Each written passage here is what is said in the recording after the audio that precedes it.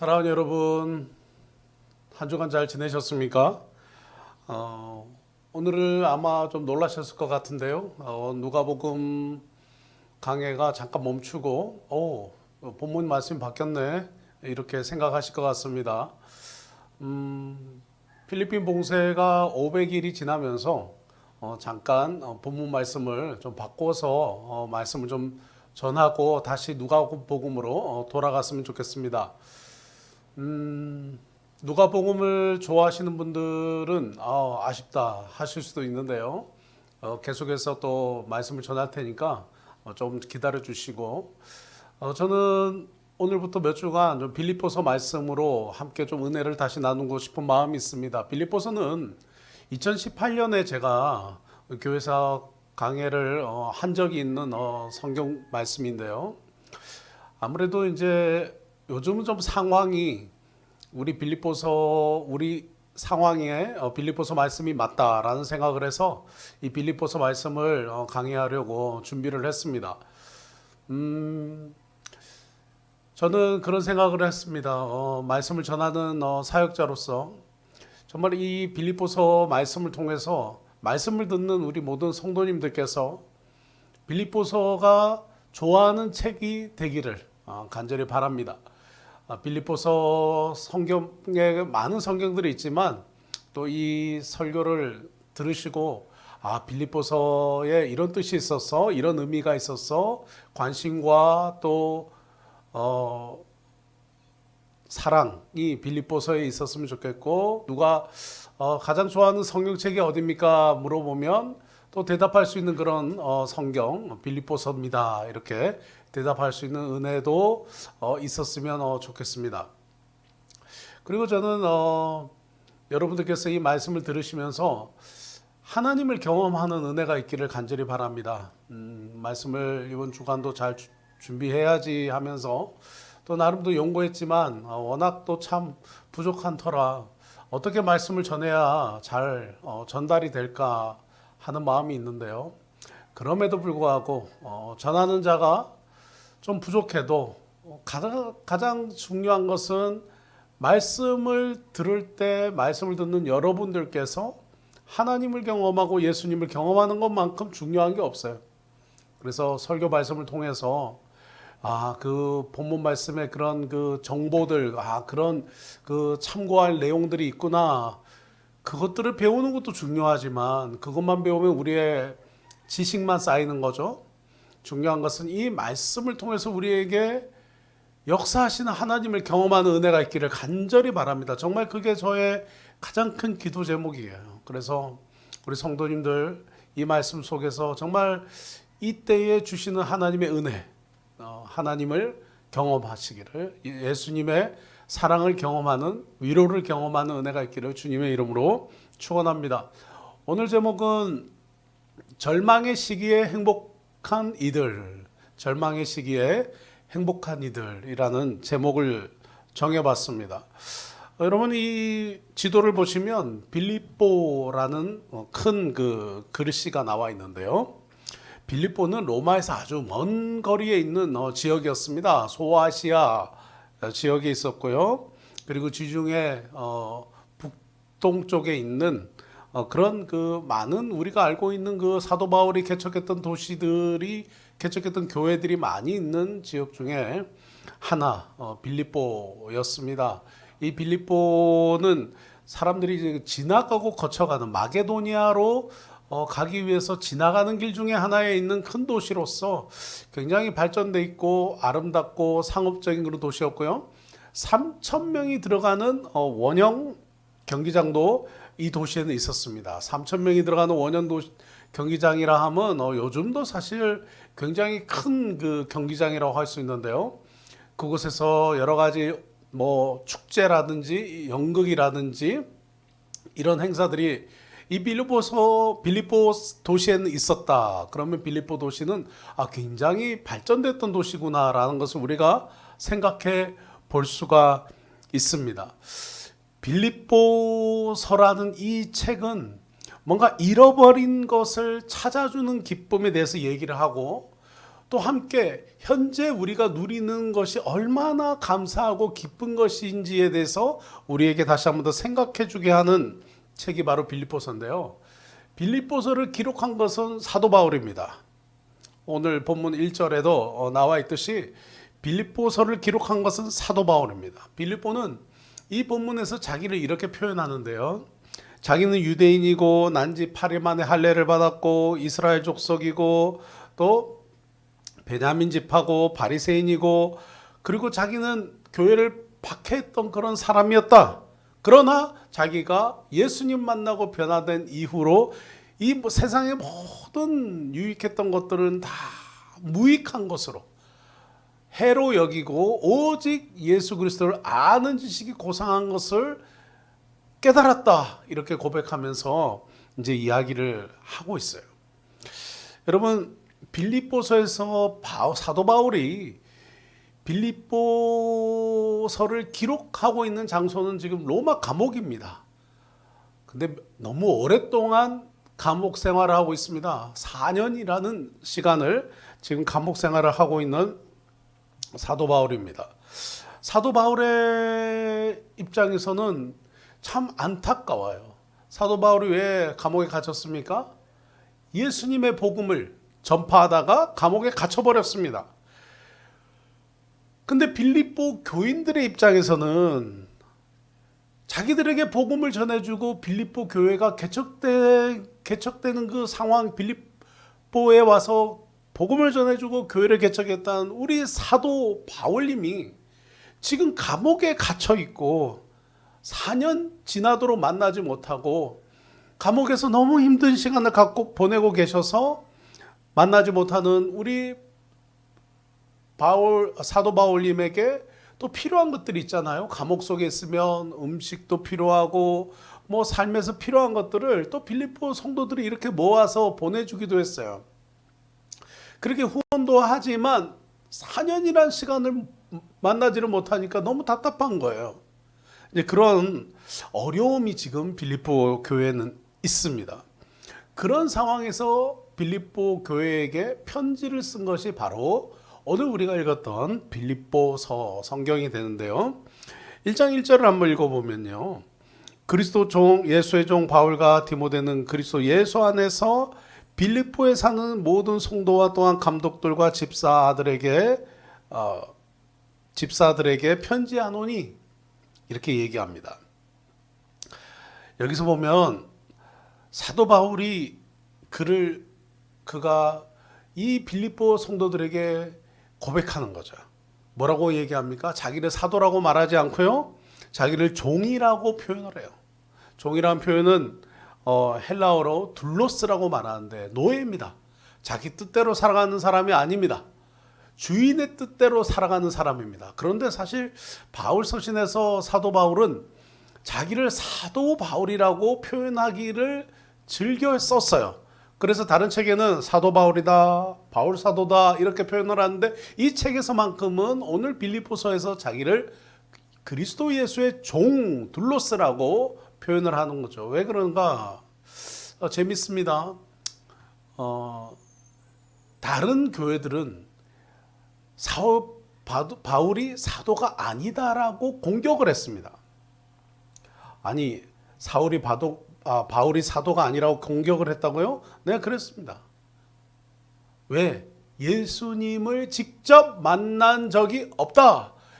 예수님의 12 제자 중에 한 명이 아니다. 그래서 사도가 아니다. 이렇게 얘기를 했습니다. 그런데 바울은 우리가 알다시피 이제 이름이 바뀌기 전 사울 때에 예수님 믿는 자들, 크리스천들을 박해하기 위해서 다메섹으로 가다가 예수님을 만나게 되죠. 그리고 그는 거기서 주님을 영접하고 난 이후에 그는 복음을 전하는 전도자가 되기를 원했습니다. 그랬는데 사람들이 그리고 크리스찬들이 그리고 핍박받던 예루살렘의 교회가 이 바울의 사도권을 인정하지 않는 거예요. 당신이 누군데 복음을 전하느냐? 이렇게 된 거죠. 그러나 굉장히 성숙했던 리더였던 베드로와 12 사도들은 사도 바울의 사도권을 인정을 해주고 그가 육체로 오신 예수님을 만나지 못했다 할지라도 영이신 예수님을 영으로 만난 것을 인정을 해주면서 사도 바울의 사도권을 인정을 해줬어요. 그러나 다른 교회에서는 바울이 이전에 크리스찬들을 핍박하는 앞장섰던 교회의 입장에서는 원수 같은 사람이었기 때문에 바울의 사도성을 인정을 해주지 않았던 안타까움이 있었습니다. 그럼에도 불구하고 사도 바울은 복음 전하기를 힘썼어요.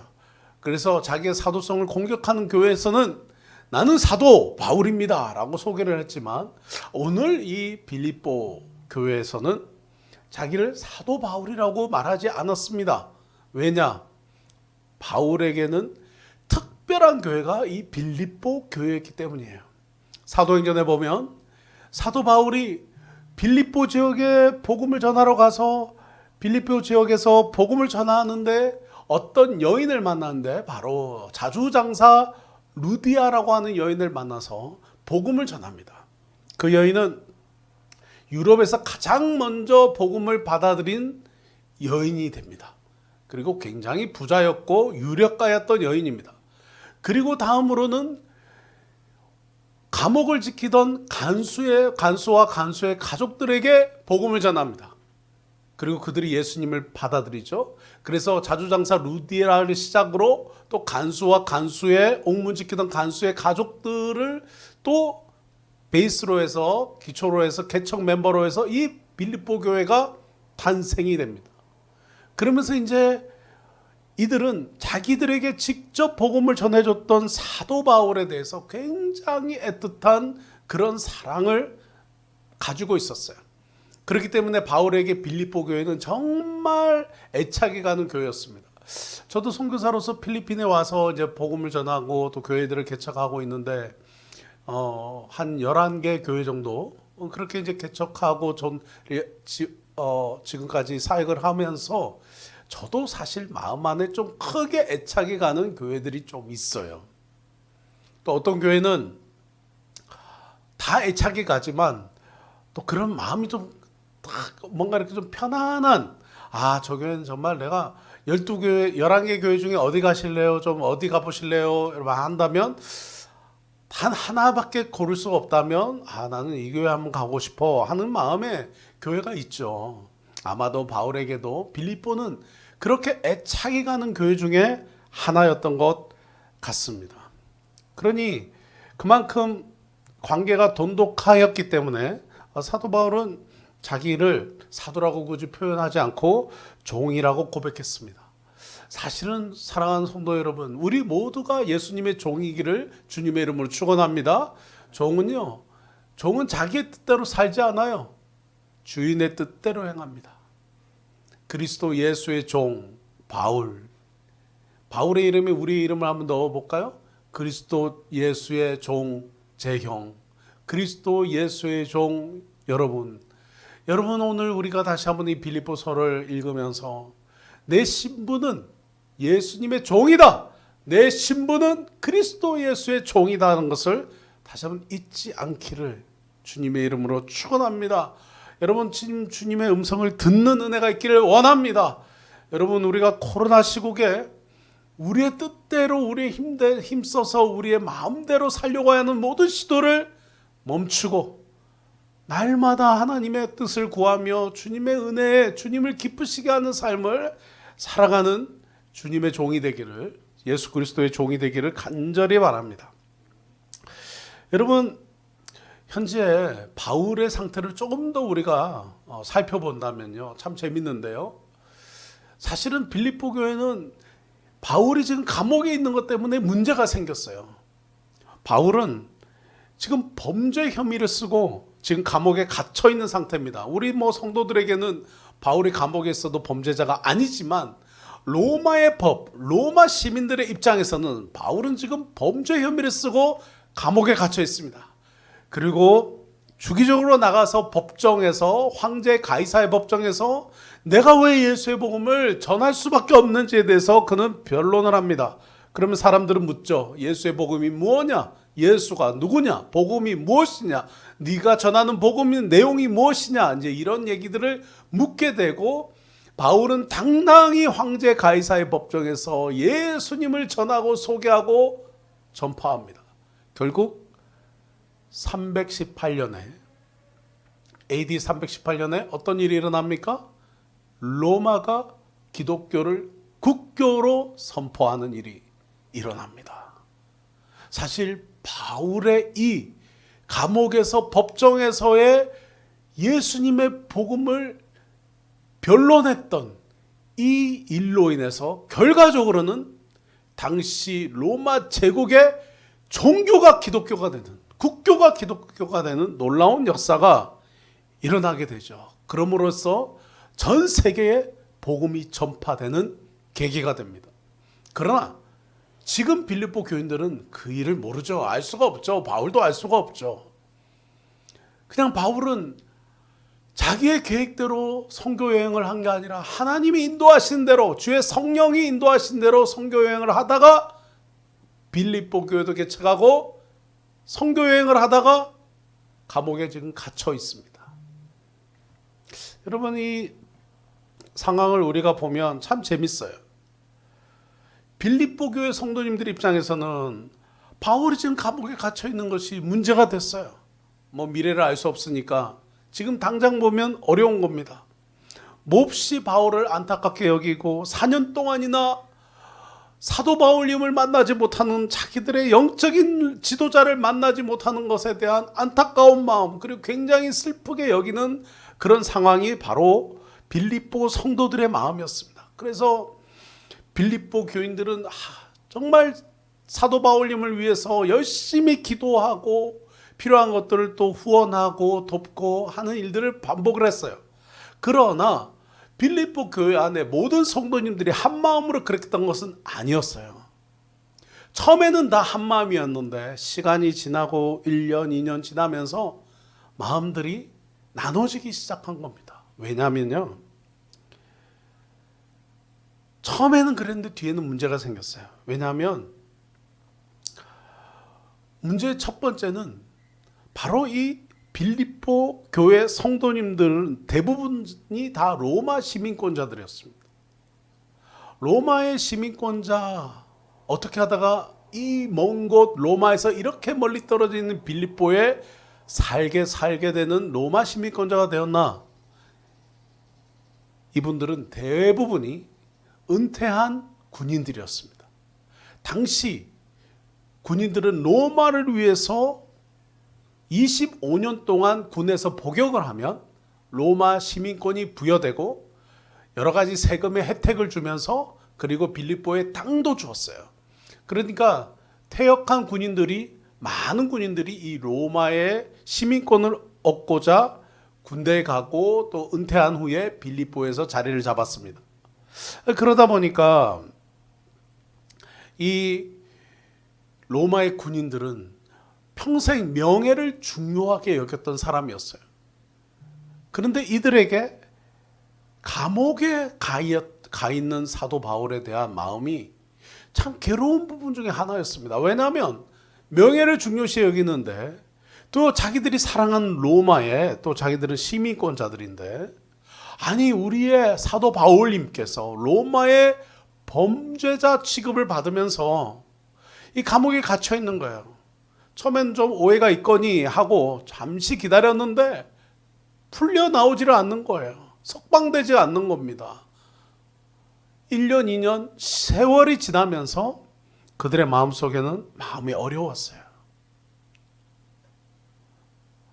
성도들은 25년 동안 군에서 갖은 전투와 역경을 뒤지면서 군에서 복무하고, 그들은 로마 시민권을 자랑스럽게 여기면서 그들은 살고 있었어요.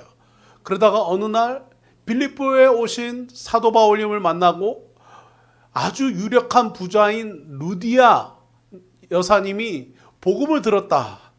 그리고 간수의 가족들이 옥문이 지진 때문에 열리고 하는 놀라운 기적의 이야기를 들으면서 그들은 사도 바울이 전하는 복음을 기쁘게 받아들이고 빌립보 교회의 성도가 되었습니다. 그리고 그들은 크리스찬이 되었습니다. 그들 중에는 유대인은 아니지만, 그래서 할례 받지 않았지만 그들은 경건한 그리스도인으로서 살기를 바랬습니다. 그런데 빌립보 교회의 구성원들이 그렇게 뭐랄까요? 명예를 위해서 그렇게 살아왔지만 지금 자기들의 사도 바울님은 범죄자가 되어서 감옥에 갇혀 있는 거예요. 명예를 중요시 여기던 군인들에겐, 은퇴한 군인들에겐 감옥에 갇혀 있다는 사실은 굉장히 부끄럽고 수치스러운 일 중에 하나입니다. 감옥은 누가 갑니까? 어떤 사람이 감옥을 갑니까?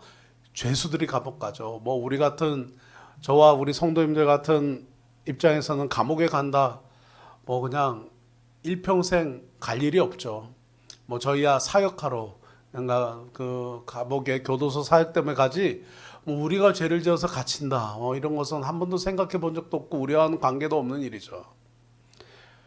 그런데 자신들의 영적인 지도자, 어떻게 보면 뭐 오늘날의 목사님이라고 말할 수 있는 분이 감옥에 갇혀 있단 말이에요.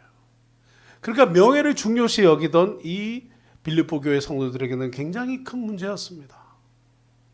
괴로웠습니다. 갈등이 됐습니다. 게다가 두 번째 문제는 이 바울이 투옥되어 있는 이 감옥에 갇혀 있는 상황이 전도에도 방해가 된 것입니다. 전도를 하려면 지인들, 가족들, 친척들에게 전도를 하는데 그들 또한 명예로운 군인들 출신이라 또 유력한 유력한 로마의 시민권자들이라 지금 현재 범죄자가 된 사도 바울, 범죄자가 되어 있는 사도 바울이 전한 복음을 전하다 보면 남몰래 오해받는 일들이 생긴 거죠. 그래서 고난이 온 겁니다. 전도의 기쁨이 있어야 되는데 복음을 전하는데 범죄자가 전한 복음 이러면서 그냥 교회를 향해서 이제는 어떻게 됩니까? 전도할 수 없는. 게다가 또 한 가지 문제는 교회를 부정적인 눈으로 바라보기 시작했다는 거죠. 자, 내가 우리 사도 바울님이 감옥에 갇힌 것 때문에 내 마음이 어려운 것도 좀 참을 수가 있고 또 뭐 두 번째로 전도를 하다가 거부당하는 것도 좀 견딜 수가 있는데 세 번째는 교회를 향한 위협이 시작됐다는 것입니다.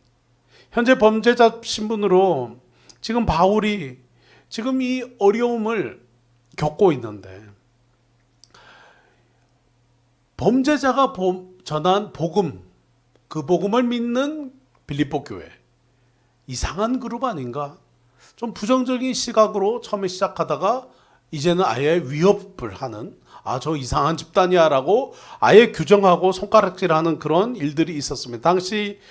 당시에 복음을 전하는 사도들과 성도들은 유대인들과 바리새파 사람들로 인해서 율법주의자들 때문에 굉장히 핍박과 어려움을 받았던 것이 사실입니다.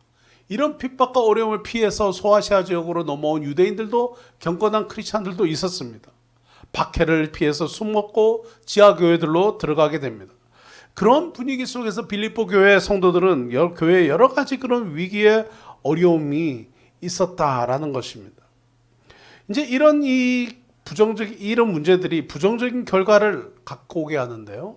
이제 교회 안에서 분열이 일어나는 거예요. 어떤 분열이 일어나냐? 성도들의 마음이 하나가 되지 않고 나눠지기 시작합니다. 한쪽은 그래도 우리 사도 바울님을 기다리고 사도 바울님을 위해서 기도하고 사도 바울님을 위해서 후원해야 돼, 하는 편 협력해야 돼 하는 쪽이 하나 있고, 또 한쪽은 지금 4년 가까이 만나지도 못하고 오시지도 못하고 지금 범죄자가 되어 있는데 어떻게 사도 바울님을 기다리나? 그리고 범죄자 상태가 있으니 너무 수치스럽고 복음을 전하기도 어려우니 약간 여기서 좀 정리 좀 하자. 사도 바울님과 우리의 관계를 좀 정리를 하자 하는 그러한 시도들 때문에 거기서 어떤 일이 일어났냐면 다툼이 일어나고 갈등이 일어나기 시작했습니다. 싸우기까지 했습니다. 그러자 그 큰 어려움이 생겼어요. 게다가 교회 안에, 빌립보 교회 안에 유대인 크리스찬들이 있었는데 이 사람들은 유대인이었기 때문에 태어날 때부터 그냥 할례를 받았어요. 그런데 아까 말씀드렸다시피 유대인이 아닌 로마 시민권인 사람들이 빌립보 교회도 있었습니다. 빌립보 교회 성도들 중에서는 경건한 그리스도인이지만 유대인 아닌 사람들이 있었어요. 그 사람들은 할례를 받을 필요가 없었죠. 그랬는데 이 유대인들이, 할례 받은 유대인들이 어떻게 주장을 했냐면, 할례를 받지 않으면 구원받을 수 없다. 할례를 받지 않은 것은 하나님의 백성이 아니다. 할례 받을래 안 받을래? 이렇게 된 거죠. 그랬더니 아니 사도 바울님은 할례 받아야 구원받는 얘기를 한 적이 없어. 마음의 할례를 받아야 구원받는다고 하셨지 육체의 할례를 받아야 된다라고 주장하지는 않았어 라고 하면서 바울이 전한 복음을 믿고 그 복음을 신실하게 따르는 쪽이 하나 있는가 반면, 바울이 투옥된 이후에 아니야, 할례 안 받으면 안 돼, 율법 따르지 않으면 안 돼, 유대인의 율법대로 살아야 돼 라고 주장하는 율법주의자들, 손할례당이라고 얘기하는 사람들이 이 빌립보 교회 안에 소리를 높이기 시작했습니다. 그러니 빌립보 교회가 얼마나 내부적으로 시끌시끌하고 갈등이 있고 문제가 생겼는지 아세요? 게다가 빌립보서를 읽어보면 허영과 사치를 부리는 문화가 교회 안에 들어오기 시작했습니다. 교회 안에서 허영과 사치를 부리는 문화가 들어오기 시작했어요. 교회 안에서 예수님 이야기하고 복음 이야기하던 문화가 바뀌어서 지금 매주일마다 이제 성도님들이 이제 막 명품 패션쇼가 시작된 거예요. 내가 골프채를 막 비싼 골프채를 샀다, 비싼 차를 샀다, 막 이런 것들 자랑하는 허영과 사치가 문화가 이제 세속주의 문화가 교회 안에 들어오기 시작한 겁니다. 참 이런 어려움이 있죠. 근데 사실 이 모든 문제는 바울이 감옥에 갇혀 있기 때문에 시작된 문제였습니다.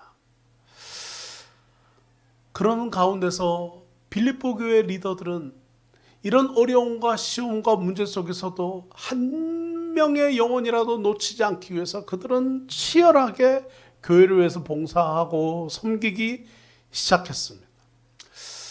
사랑하는 성도 여러분, 오늘 우리가 예배드리는 주일, 오늘로 필리핀이 봉쇄가 된 지가 504일째입니다. 504일째. 2000년 3월 15일 이후로 필리핀이 봉쇄가 된 지가 이제 504일째가 됐는데요. 저희도 비대면으로 예배를 드린 지가 504일째 됐습니다. 한 번도 우리가 예배를 모여서 들어보지 못했죠. 어쩌면 빌립보 교회와 비슷한 상황에 많은 교회들이 오늘날 놓여 있다고 생각이 됩니다. 500일, 1000일 이러면 여러 가지 의미와 시간들을 뒤돌아보게 되는데요. 게다가 또 이번 주부터 필리핀은 다시 ECQ로 봉쇄가 강화된 봉쇄가 되는 그런 안타까운 또 주를 시작하게 됩니다.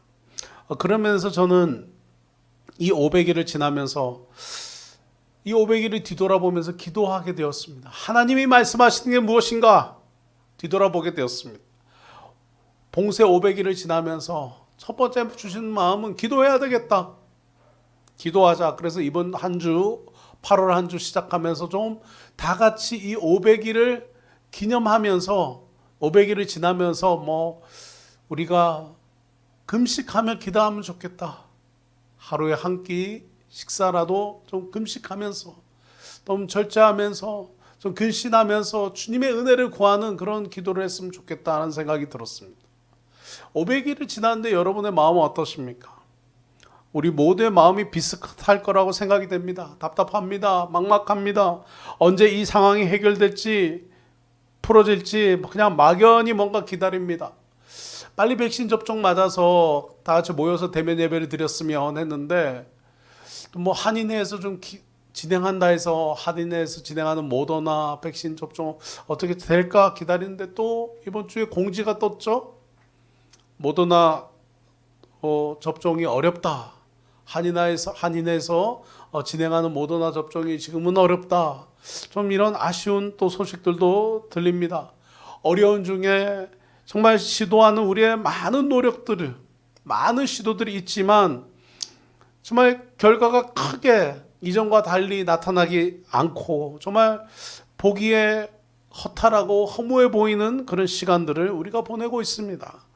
저는 기도하면서 빌립보서의 바울의 상황 그리고 빌립보 교회의 상황이 참 이때 우리에게 위로가 된다. 왜냐하면 너무 비슷하니까요. 바울은 갇혀 있고 교회는 여러 가지 문제가 있고 해결되지 않는 문제들이 있고 교회는 더 전도되거나 성장하고 또 복음을 전도하는 일이 더 어려운 상황. 게다가 교회는 부정적인 이미지가 박혀서 사람들에게 손가락질 받는 그런 도전, 또 다른 도전의 직면에 있고 또 빌립보 성도들은 자기의 리더인 바울을 4년 넘게 만나지 못하는 이런 상황이 있는데 바울이 빌립보 교회에 편지를 보내면서 지금 뭐라고 고백하냐면 기뻐하고 기뻐하라 이렇게 얘기하는 거예요. 아니 배경을 보면 감옥에 있는 바울이 기쁠 게 뭐가 있으며 문제가 너무 많아서 지금 끙끙하는 빌립보 교회 리더들의 입장에서는 교회 문제가 이렇게 많고 갈등이 있고 사도 바울님의 부재 상태로 인해서 이렇게 어려움이 있는데 뭘 기뻐하라 하고 감사하라 합니까? 안타깝죠. 그런데 6절 말씀 읽어보면 이렇게 얘기해요. 너희 안에서 착한 일을 시작하시니까 그리스도 예수의 날까지 이루실 줄을 우리는 확신하노라. 그리고 12절에 보면 형제들아 내가 당한 일이 도리어 복음 전파의 진전이 된 줄을 너희가 알기 원하노라. 곧 내가 당한 일, 감옥에 갇혀 있는데 4년이 넘었는데 복음 전파에 곧 예수님이 온 세상에 전파되는 일에 내가 지금 갇혀 있는 일이 빌립보 교회가 고난당하는 일이 곧 복음 전파에 유익하게 될 것이다. 그렇게 사도 바울은 고백합니다. 바울이 지금 감옥에 갇혀 있는 상태에서 황제 가이사의 법정에서 왜 예수의 복음을 전하게 되는지 그는 변론하면서 결과적으로는 온 세상이 예수의 이야기를 듣게 되고 복음을 듣게 되는 그리고 복음이 전파되고 로마가 국교를 기독교로 선포하는 일이 곧 오게 되죠. 그러나 현재는 빌립보 성도님들은 너무 힘들고 어려운 상황에 처해 있는 거죠. 그러나 꼭 그 일이 오게 된다라는 겁니다. 그래서 사도 바울이 기뻐하라. 바울이 기뻐하는 이유가 이것이다라고 그는 고백해요. 무엇입니까? 무슨 방도로 하든지 전파되는 것은 그리스도이기 때문이라는 거예요. 현재의 고난과 현재의 어려움, 그러나 무슨 방도로 하든지 그리스도만 전파될 것이기 때문에 결론은 나와 있으니까 기뻐하라는 거예요. 11절부터 한번 읽어보겠습니다. 다 같이 시작. 예수 그리스도로 말미암아 의의 열매가 가득하여 하나님의 영광과 찬송이 되길 원하노라.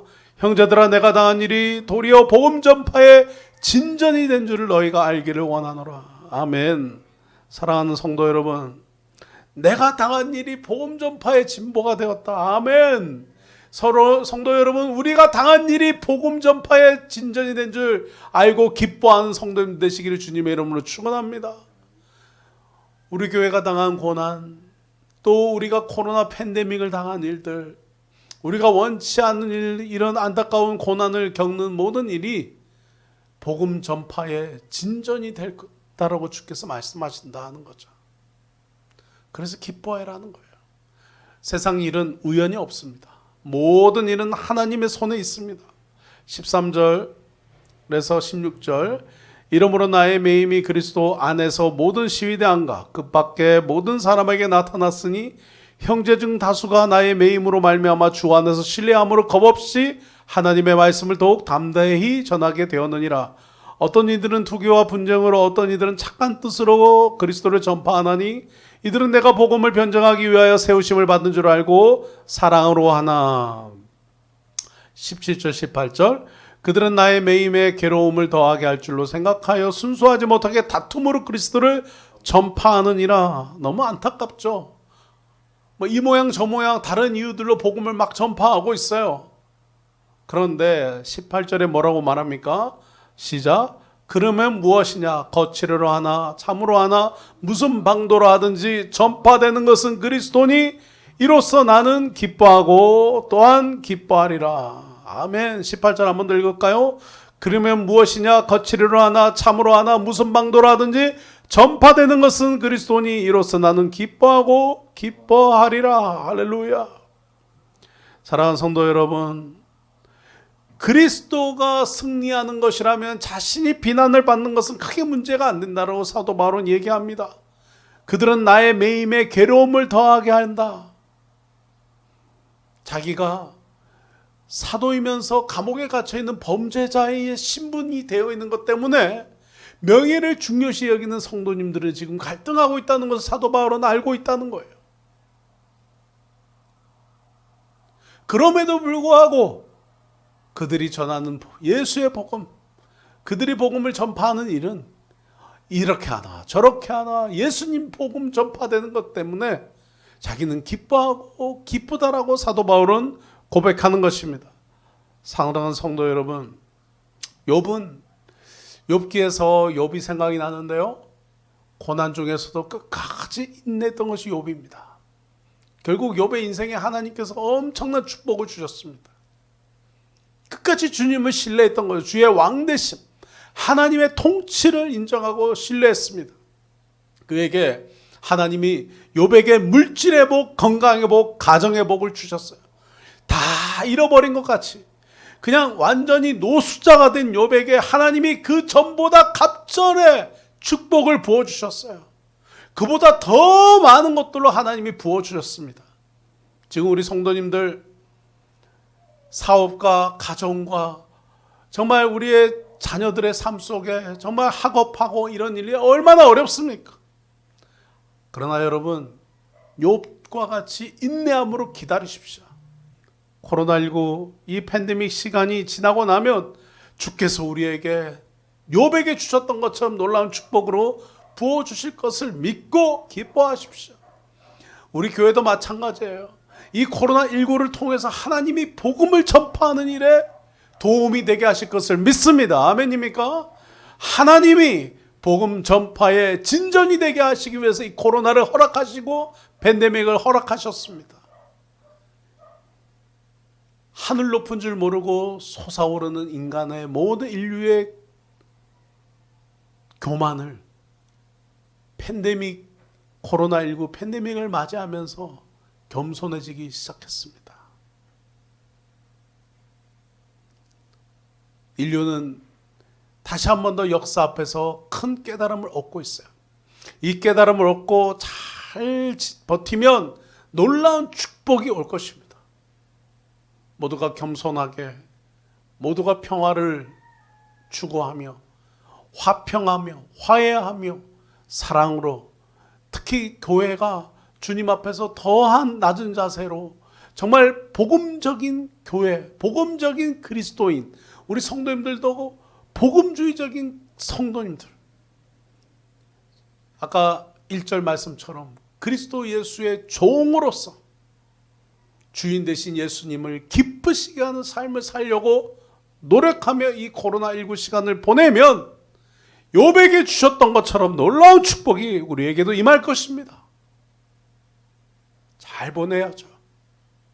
그러므로 막막하고 황당하고 허무하고 정말 무기력해지는 이 코로나 팬데믹 시국을 기쁨으로, 다가올 하나님의 놀라운 역사와 다가올 복음 전파와 다가올 선교의 놀라운 그 영광스러운 일들, 다가올 정말 부흥을 기대하면서 기뻐하십시오.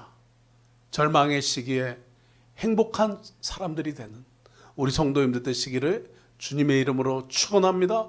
절망의 시기에 소망을 가지고, 절망의 시기에 예수 희망을 가지고 승리하는 우리 성도님들 되시기를 주님의 이름으로 축원합니다.